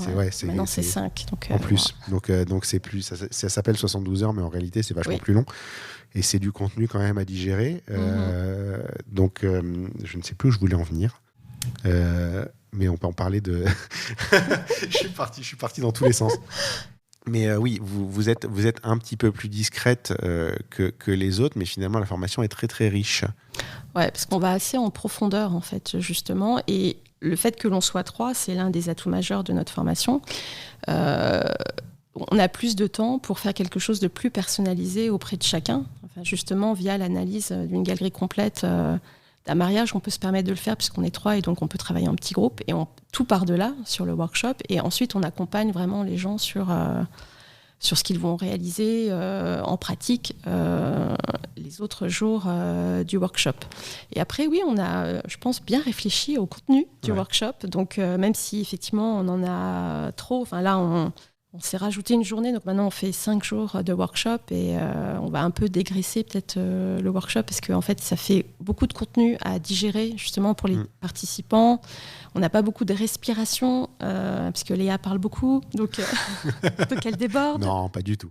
Donc voilà, on va peut-être un peu revoir ça, mais oui, on fait les choses vraiment en profondeur et on espère bien que là, je sais les gens ont pris énormément de notes. C'est un peu toujours le reproche, c'est que quand on pose la question à la fin du workshop, quelles sont les idées que vous avez retenues de cette formation ? Et là, il y a eu beaucoup de commentaires qui ont dit en fait, il y a trop de choses. En fait, donc Oui, tu es un peu perdu dans la prise de notes et du coup, tu as un peu de mal à suivre. En fait, à chaud, en tout cas, c'est compliqué de se dire quelles sont les idées que l'on a retenues, parce qu'en fait, c'est beaucoup d'informations. C'est le problème des workshops riches et qui sont étalés sur peu de temps, c'est ça. Ouais, c'est qu'en fait, tu sors de là, t'as plus rien dans la tête, en fait. Tout est dans ton cahier, c'est là. Ouais. Mais effectivement, moi, je me rappelle de ce truc-là où, donc, effectivement, c'est toi qui as analysé l'album que j'avais envoyé de mariage. Alors déjà, la première chose, c'est que se faire analyser ces photos, c'est extrêmement compliqué pas parce qu'on n'est pas capable d'entendre les critiques, mais parce qu'on a envie de défendre ces photos. Donc ça, c'est une bonne chose, c'est que vous le faites en duo et que du coup, bizarrement, sur le coup, j'ai appris plus de choses en regardant mon camarade se faire dézinguer que quand moi, je me suis fait dézinguer. Ouais. Mais par contre, tu vois, rétrospectivement, en ressortant, j'ai pris des notes de cette partie-là. Et en les ressortant, je comprends. Maintenant, on parle de 8 mois après. Ouais. Et ça, c'est assez amusant de se rendre compte qu'en fait, la richesse d'une formation, elle est très très loin après cette formation, en fait. Ça, c'est quand même fou. C'est une des raisons pour lesquelles aussi, tu vois, d'avoir fait les 2 workshops en même temps, je me suis juré que j'en faisais un par an maintenant. Parce que c'était trop à digérer et t'es trop tenté de les comparer, alors qu'en fait c'est pas comparable, c'est pas la même chose. T'en as un, c'est sur internet 14 semaines, t'en as un, c'est 5 jours en présentiel avec des exercices où t'en prends et c'est épuisant, on s'en rend pas compte. Mais moi je me rappelle le 2e jour de photos où vous nous envoyez en reportage avec une idée, je suis revenu de là mais j'étais rincé. Il faut encore que t'ailles trier tes photos. que tu les retouches, que tu les sélectionnes, que tu les envoies. Derrière, tu as tout le monde qui passe derrière, qui regarde. Ah non, pas celle-là, celle-ci, machin. Toi, t'en peux plus à la fin. C'est tuant, mais c'est en même temps, c'est très enrichissant. Mais c'est très enrichissant très longtemps après, je trouve. Je trouve ça logique. Ouais. Mais il faut prendre le temps, effectivement, de se replonger dans ses notes et de faire cet effort, justement, de... Il faut relire ses notes, il faut refaire ses notes, déjà. Ouais, c'est ça, je pense, effectivement, les reprendre. Et puis, une fois une saison passée, revenir dessus et voir... se rendre compte aussi de sa propre progression. Forcément, il y a des choses que tu as dû appliquer sans même te rendre compte. Mais les lignes droites, j'ai appris. Je peux te dire que ça, je l'ai fait encore, mais je m'en rends compte maintenant. D'accord, ouais. Et bizarrement, tu vois, je regardais pas trop mes albums jusque-là, et j'ai appris à les regarder. Et ça, donc merci, parce que ça, c'est quelque chose que toi, tu m'as appris. Ouais, très bien. M'apprendre à me relire. En fait, c'est de la même manière que j'enverrais pas un email sans le relire. Je me demande comment j'ai pu envoyer des galeries sans les revoir, en fait. Oui, c'est la même chose, exactement. Ouais. C'est assez fou, parce qu'en fait, il y a plein de fautes d'orthographe dans le premier jet d'un email. Il y a plein de fautes de retouche dans le premier jet d'une galerie. Et ne pas la reprendre, c'est assez incroyable, en fait. Rétrospectivement. Sur le coup, ça me semble pas si illogique que ça. T'es quelqu'un de très, très organisé. C'est possible. En tout cas, c'est la sensation que j'ai. Ouais. Je l'ai dit, je vois beaucoup de sites internet pour préparer cette émission, pour décider qui je vais inviter et tout. C'est la toute première fois que je vois un site où j'ai pas réussi à déceler la moindre fausse note. Ah, ok. Pas la moindre. Ah ouais. Il y a toujours un truc pas rédhibitoire, mais il y a toujours un petit quelque chose qui fonctionne pas. D'accord. Un petit moment où tu te dis ça, c'est faux, c'est pas ci, c'est pas ça. Toi, vraiment, alors je sais pas si c'est le fait que je te connaisse par ailleurs, mais si on se connaît pas très bien, mais on s'est suffisamment fréquenté pour que j'ai une idée de qui tu es. Mais je te retrouve, c'est-à-dire je trouve qu'il n'y a pas de surprise quand on a lu ton site à se retrouver face à toi. Okay. On sait vraiment, tu as réussi à ressortir ta personnalité sur ton site. Mais c'est fort. Et il n'y a pas un moment où j'ai l'impression que ça sonne faux. Ah, quand même. Non, mais on a tous fait ce truc d'aller s'inspirer du site du copain et d'avoir récupéré un petit bout de phrase parce qu'elle était cool et elle était géniale. Et en fait, elle te correspond pas du tout. Et chez l'autre, ça marche. Et chez toi, ça marche pas. Et effectivement, ce petit bout de phrase, et malheureusement, c'est toujours ce petit truc-là qui reste. Ce petit bout de phrase, il tue tout ton discours, tu vois. Okay. Toi, il y a une vraie cohérence à ce fonctionnement-là. Comment tu arrives à ça ? C'est pas conscient ? Non, ça me paraît tellement évident qu'en fait, je sais pas trop. Ça, pour le coup, je l'ai pas analysé, tu vois. Mais en fait, c'est l'expérience, tu te connais bien. Ouais, en fait, moi, j'aime bien réfléchir sur moi-même, tu vois. Donc, c'est pour ça que j'aime bien avoir du temps libre pour réfléchir sur ma vie, mon œuvre, tu vois, ce que je vais faire quand je serai plus grande, tout ça, quoi. Et après, c'est ce que je trouve l'intérêt de la communication, en fait, c'est d'être le plus vrai et de réfléchir à la manière de se présenter le mieux, sachant que moi, il n'y avait rien qui me destinait à parler de moi, en fait. Donc là, c'est déjà un effort assez aussi horrible, tu vois, de parler en étant enregistré. Mais finalement, je me suis rendu compte que j'aimais bien ça, en fait. Tu vois, de réussir à me résumer sur mon site, j'essaye de me vendre. En fait, j'essaie de vendre en tout cas mes photos. Donc, en fait, j'ai envie qu'il n'y ait pas de malentendu et parce que ce sera très désagréable aussi pour moi si les gens sont pas. Et je pense que j'en ai vécu des situations de malentendu avec des clients. Donc, c'est autant de temps gagné par la suite. Si ce que je raconte sur mon travail et sur moi, c'est vrai, c'est sincère. C'est marrant ce que tu viens de dire, que tu prends le temps de réfléchir sur toi, parce qu'il n'y a pas si longtemps, c'était normal de faire ça. Et c'était courant. Aujourd'hui, tout est immédiat. Ouais. On a besoin d'être tout le temps occupé, d'être tout le temps sur Facebook, d'être tout le temps sur ci, d'être tout le temps sur ça. Et du coup, on s'oublie un petit peu. Et moi, je me rappelle quand j'étais jeune, je pouvais passer des heures à rien faire et juste à penser... à penser à un truc très précis ou quoi. Moi, je suis un gamin des années 80, je veux dire, c'était comme ça, quoi. Tu pouvais prendre ton temps, tu pouvais te consacrer une journée entière à faire un truc complètement débile. Aujourd'hui, si tu fais ça, on te regarde comme si tu étais complètement... Moi, je fais ça. Je suis très, très contemplative. Le dessin aussi, c'est pour ça. En fait, je dessine. Quand je dessine, je pense à d'autres trucs. Je pense pas à ce qu'est en train de faire ma main avec... le crayon, le pinceau. Donc, c'est pour ça aussi que j'aime bien ce genre d'activité. J'aime bien marcher parce que ça permet d'avoir des idées, c'est ça, de c'est réfléchir. sous-évalué total. Pourquoi ? C'est totalement sous-évalué aujourd'hui de faire ça, de simplement marcher sans but et en flânant pour avoir la possibilité de réfléchir à soi-même, en fait. Ouais, j'ai l'impression que ça revient quand même, cette tendance-là de se dire... on a tous conscience qu'on est trop connectés, qu'on passe trop de temps devant les écrans. J'ai l'impression qu'il y a un peu ce retour vers des formes un peu de méditation, de contemplation. J'ai l'espoir que ça gagne un peu plus de terrain par rapport au reste. Moi, j'ai l'espoir qu'un jour, on pourra avoir juste une montre comme téléphone et pas un téléphone, justement. Je pense que là, on aura fait un grand pas en avant vers ça. J'ai noté une chose sur tes sites, par contre, et j'ai trouvé ça assez amusant. Donc, tu as 2 sites séparés. Tu as un site mariage qui est orienté exclusivement mariage, un site corporate qui est orienté exclusivement corporate. Par contre, tes séries créatives, on pourrait se dire qu'elles ont plus leur place sur un site de mariage. Elles sont sur ton site corporate. C'est assez amusant d'avoir fait ça. Alors, pourquoi j'ai fait ça ? C'est vrai que maintenant que tu me le dis, je vais peut-être les remettre sur mon site mariage aussi.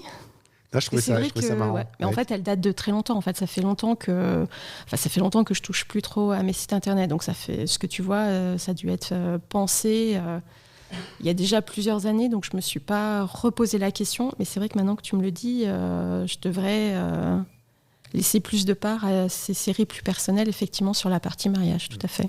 Moi, ça me semblait plus logique, mais effectivement, je me posais la question. Je me suis dit, tiens, c'est marrant. Parce qu'en fait, la créativité, elle est plus à vendre du côté mariage que du côté corporate, où tu as un but. Non, parce que moi, j'aime bien quand les entreprises elles viennent me chercher pour justement mon œil et pas le fait que je suis spécialisée dans tel ou tel domaine, en fait. Et c'est ce qui est arrivé récemment, justement. Donc, j'ai peut-être bien fait de les mettre là.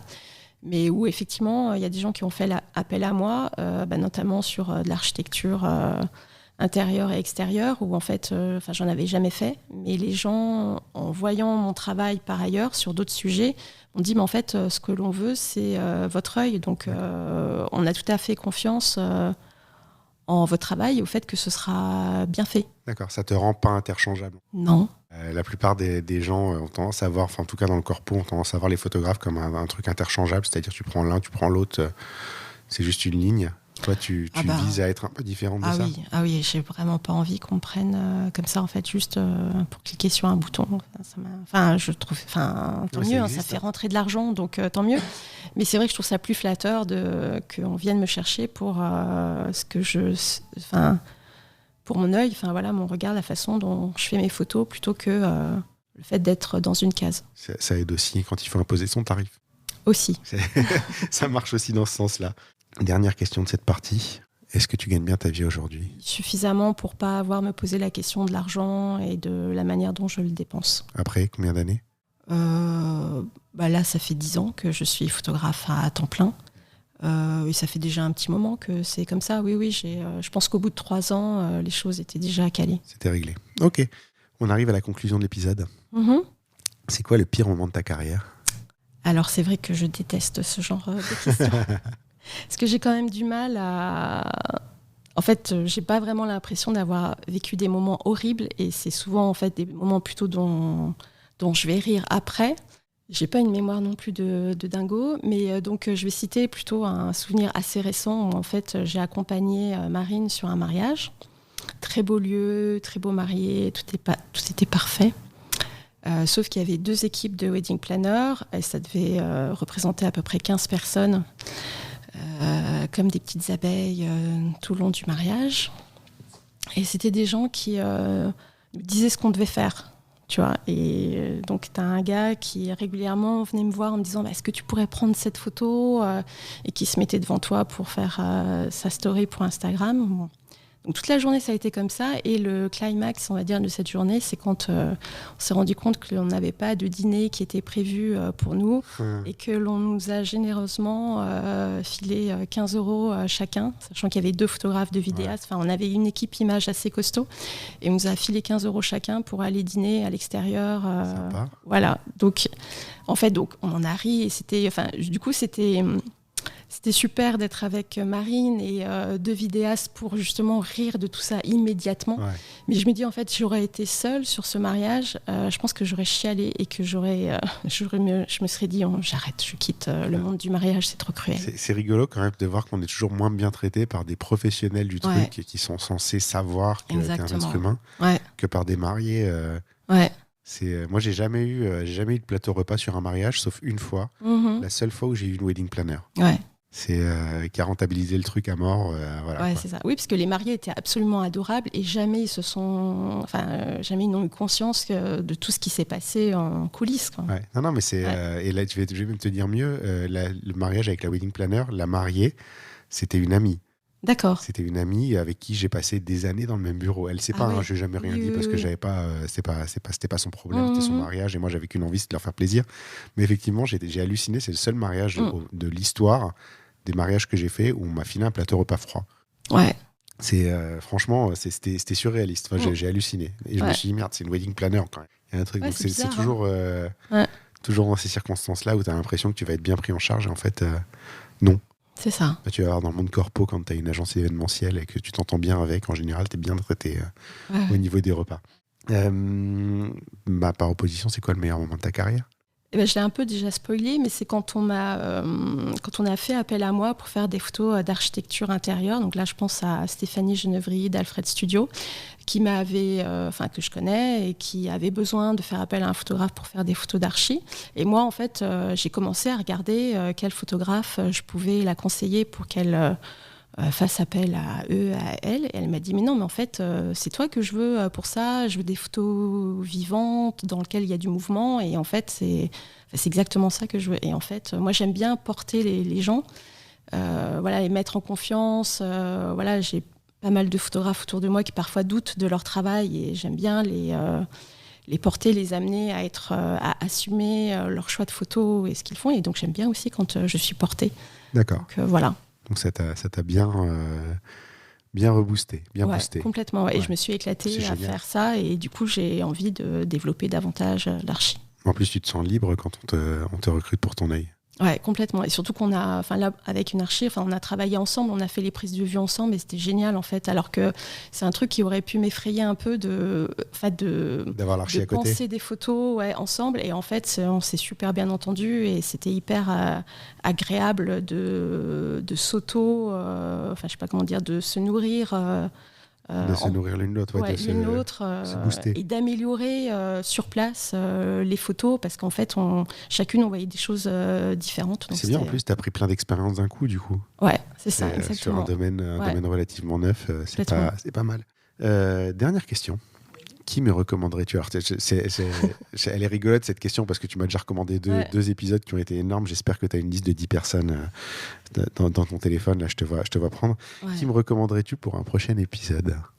Alors, en photo de mariage, je te recommande Marion Cougoureux. Je ne sais pas si tu la connais. Je la connais de nom. Je la connais pas personnellement, mais je la connais de nom. Elle était quand même top 10 Fearless l'année dernière, donc je pense que ça mérite de l'entendre. Renaud Julien, que tu connais, et je ne sais pas pourquoi il n'est pas encore passé. Parce que je ne peux pas faire que des photographes de mariage, mais il est dans la shortlist. J'ai une liste de gens comme ça dans mon ordinateur. Effectivement, après, je suis obligé d'équilibrer un petit peu. Donc, je le dis assez souvent, je ne peux pas faire que des photographes de mariage. Mais voilà, petit à petit, on va résorber tout ça. Ok. Alors après, dans le domaine de la photo de studio de femmes enceintes, Aurélie Périllou, qui est, je ne sais pas si tu la connais, elle fait des photos hyper créatives. C'est pas du tout le genre d'image que je fais, mais en fait, je like toutes ses photos sur Instagram. Et en plus, c'est une personne absolument adorable. Et elle était dans la première session, dans la première édition de notre formation. Depuis, elle a arrêté le mariage. Voilà. Sinon, un photojournaliste dont j'ai fait le workshop avec Olivier Laban-Mattei, c'est Jeff Pachou, c'est un photographe de l'AFP et je te conseille d'aller voir les photos qu'il fait du Tour de France. C'est des claques visuelles, chaque photo est une claque visuelle. D'accord. Voilà, est-ce que je continue ? Vas-y, je prends tout. Si tu veux avoir quelqu'un qui parle de photos de chiens, je te recommande Valérie Tepp. qui Tiens, aussi est Je la photographe connais de pour sa photo de mariage, Ouais. mais je la connais pas pour les... Et ben là, elle est en train de développer, j'ai l'impression, la photo animalière et plus particulièrement la photo de chien. Et elle fait des très belles photos de chiens. Donc J'étais là pas au aussi, courant, tu mais vois, ça m'intéresse aussi, tiens. Voilà, et en fait, c'est pas du tout non plus un domaine. Enfin, toi, toujours pareil, je suis assez éclectique, donc j'aime bien regarder des choses différentes.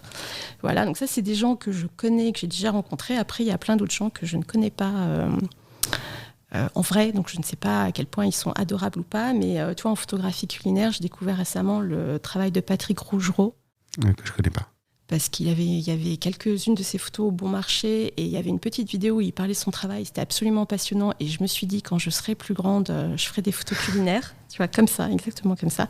Et j'adore aussi le travail d'Eliott Blondet, qui est un photojournaliste et qui suit justement sur la partie photo événementielle, corporate. Tu vois, je trouve qu'il y a plein de choses à apprendre de ses prises de vue. Il suit souvent des hommes ou des femmes politiques dans des meetings, etc. Et il fait toujours des photos hyper créatives. D'accord. Voilà. Ouais, tu viens de me faire mon année. Ok. C'est pas mal. Merci pour ces suggestions. On va se mettre en place tout ça dans les semaines à venir. Tu as vu que je suis toujours lent à lancer les choses, mais que quand ça arrive, ça arrive. Et en l'occurrence, les Karine et Nadine, c'était vraiment... encore une fois, c'était pas sollicité de ma part. Je sais plus, dans un épisode, j'ai dû dire j'aimerais bien trouver autre chose que des photographes de mariage. Tu m'as envoyé un message en disant écoute, hors mariage, ces deux-là, vas-y. Ouais. Et du coup, moi, j'ai regardé rapidement, mais je savais que je pouvais te faire confiance sur la qualité des photos et sur l'œil. Et effectivement, ça a été deux super surprises. Et ben, les épisodes d'ailleurs ont très bien marché, donc c'est la preuve que ça a pas plu qu'à moi. Donc merci pour ces recommandations. Je pense que ton épisode va aussi très bien marcher. J'espère pour toi. J'en suis sûr et certain. Bah, j'espère aussi pour toi parce que on est tous les deux là-dedans. Ouais. Où est-ce qu'on peut te retrouver ? Sur Instagram, donc j'ai 2 comptes Instagram, Annie Gozard sur la photo de mariage et de famille et Annie Gozard photo pour ce qui est plus du corpo et de séries personnelles. D'accord. Et les sites ? Et les sites, alors c'est anniegozard.com et le site corporate c'est photographe-corporate.paris. Canon. Voilà. C'est pas mal du tout. Voilà. C'est bien d'avoir ce nom de domaine-là. Je mettrai de toute façon toutes les notes, toutes les adresses dans les notes d'épisode, comme ça les gens pourront aller voir assez rapidement ce que tu fais et prendre contact avec toi. Ok. Il me reste à te remercier. Merci à toi, Julie. Merci d'avoir participé à cet épisode. Merci de m'avoir recommandé autant de beaux noms et de personnes intéressantes. Et puis, j'espère que ça va continuer sur cette lancée. Merci.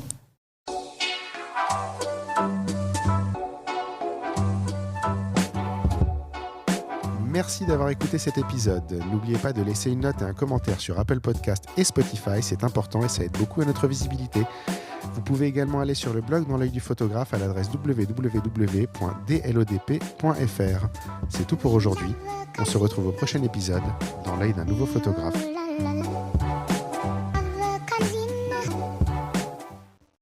Dans l'œil du photographe, merci, c'est fini.